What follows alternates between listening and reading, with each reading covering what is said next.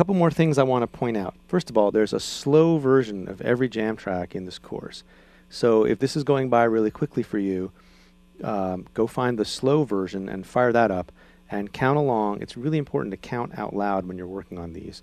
It may feel really dorky, but you'll be glad you did later, because by actually saying it out loud while you're playing, it helps you to learn where the beats are and to really reinforce that and to improve your sense of time. Everything sounds better when it's played in time, really played well in time, so it's worth developing that skill. Another thing I want to point out is just with the pick, you notice I'm not moving very much. It's all really close in here.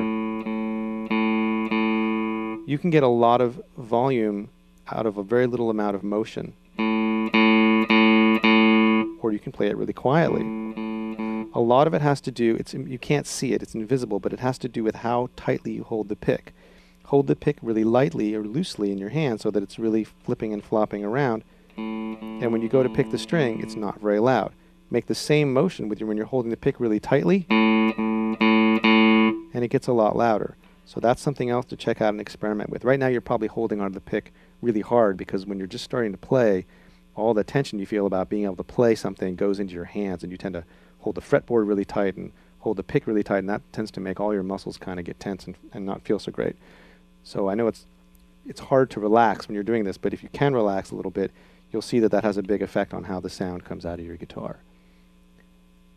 So now we're going to go on to the next lesson, the next part of this lesson, where we're going to actually play a little 8-bar tune that's based on all these ideas, so you'll get a chance to practice this some more along with the jam track and learn our first song.